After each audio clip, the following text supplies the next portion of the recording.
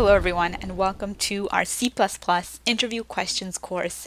In this lecture, we're going to be going over all of the topics in this course that we're going to cover. We are going to cover 10 of the most popular categories of questions asked with sample questions from each. So I'm going to give you a brief sneak peek. We have 4 plus the introduction, and then we have 6 more categories like that.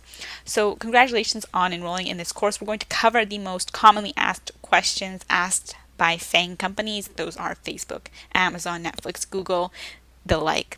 Now, we're not only going to learn about the concepts behind the questions, but also, of course, the solutions, the time complexity, the space complexity, all of that, and talking about how we can extend questions to challenge us further. You're going to learn the best way to answer each question through hands-on examples. So in the first section, we're going to cover the most common interview question, and that is FizzBuzz. Then we're going into section 1, where we are talking about strings and arrays. Strings and arrays are the largest category of questions you will typically be asked about.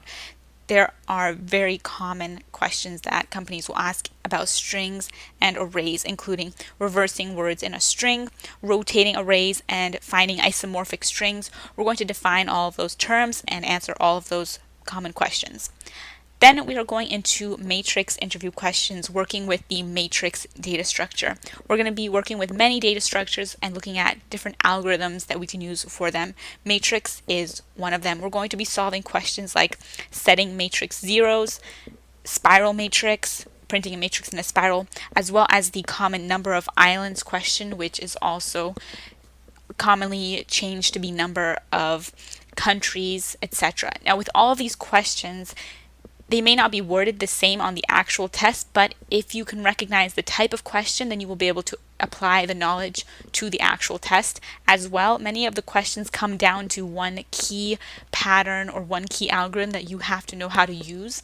And if you can boil down any question to the key part that it's asking you, then you will be all set to answer it. So that is also where this course comes in to help you. Then in section 3, we are going to be looking at linked lists, another common category here. We're covering only the most common and popular categories asked about at these interview tests, at these whiteboard interviews, etc. So for linked lists, we are going to be covering common questions like implementing a stack, using an array, and adding 2 numbers, reversing linked lists, etc. All of those popular questions. In section 4, we are going into the binary tree data structure. We're going to learn the 3 most common ways you'll be asked to traverse through binary trees: in order, pre-order, and post-order. And we will also be looking at maximum path sums of binary trees. Then we are going on to section 5. We're going to look at the graph data structure. We're going to learn how to build graphs, how to clone an undefined graph, and how to traverse through graphs. And we'll be answering all of the vocabulary questions that you need to know for that in terms of understanding all of the key terms. And of course, throughout all of these, we'll be talking about time complexity and space complexity throughout.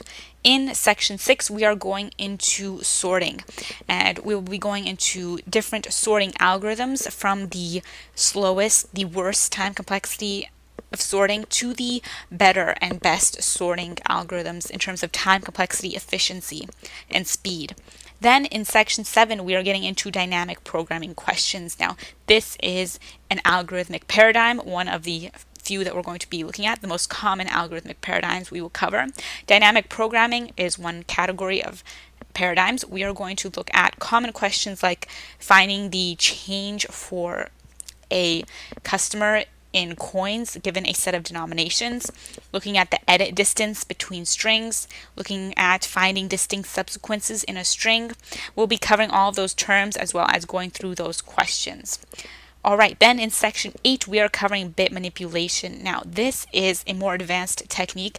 However, it is important to know because bit manipulation will allow you to build efficient, fast, and clean and extremely concise solutions to these questions if you can grasp bit manipulation. Now, with bit manipulation, there is a lot, so it's going to be a larger section in terms of questions because we are going to cover not only the basics of bitwise and shift operators for those of you who have never heard of them before, but also going into specific questions like finding the single number in an array, finding the number of 1 bits in binary representation of a number, adding 2 integers not with addition but with bit manipulation, with actually changing their binary representations, as well as reversing the bits and finding the bitwise AND of a range, questions like that. Now with all these questions and all these sections, we're going to have some of the lighter questions as well as harder questions. So we're going to have a range. That way this course is beginner friendly, and also you can see where you are in the range of questions, because you will be asked a range on the test, going all the way up to, of course, hard questions at your interview. So in section 9, we're going to continue helping you prepare by looking at combinations and permutations. These terms come from math and they are commonly asked about at these questions. These concern collections and working with collections. So as you can imagine, with data, very important. We're going to look at different interview questions for section 9, including finding permutations, finding distinct permutations, as well as the common popular question, finding the letter combinations of a phone number. And then in section 10, we are going into math. Now, as you can imagine, math is a huge topic, so it is extremely important to know, and we're going to cover some key questions that you will be asked about in terms of math. Now, why math is important is because it allows you to create extremely efficient solutions, because instead of having loops, iteration, recursion, which we will cover in this course, instead of using sorting or even bit manipulation, with math, you don't even have to iterate or use recursion. You can find efficient solutions. But of course, you must know math in order to do that, and quite complex math. But in section 10, we will cover the most common ones, but of course, you can go deeper into math questions. We're going to cover questions like reversing integers, finding palindrome numbers, and working with Excel sheet column titles and numbers. If that means nothing to you right now, I'm happy you enrolled in this course, because we're going to take you from 0 to understanding how to solve the most complex questions here. Now, we will be including all source code, so you will have all of that handy for you to look back at later, not a question at all. And in order to test all of our code and run it, we are going to use a free online editor. That way, you don't have to install anything, you don't have to download anything. We're just going to be running it in repl.it. This here is repl.it. Just type repl.it into your web search and you'll find this free website. You don't even have to make an account. You can just code on this in-browser integrated development environment in multiple languages, and we're going to just start coding by hitting that start coding button and choosing C++ as our language of choice and hitting create REPL. And immediately you will be taken to this REPL that will be created.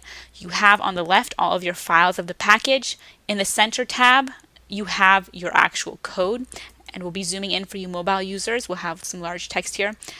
This is C++, your file, and then you have your console here, and just by hitting this run button, you can run the code from the file right in the console. As you can see, there's that hello world there. And on the side, you can also toggle different sidebars. You can download all of your source code by going to files and then clicking on these 3 dots and clicking download as zip, and you'll get all of your files for reference. You can also add files, add folders, etc., even upload files. And in settings, you can change the theme and the font size, etc. So quite customizable. REPL is extremely handy, completely free, no account, no downloads, just run it in the browser. That is everything you need to know before we jump into our first interview question. Don't forget to leave us a rating and review, and we will see you in the next lecture.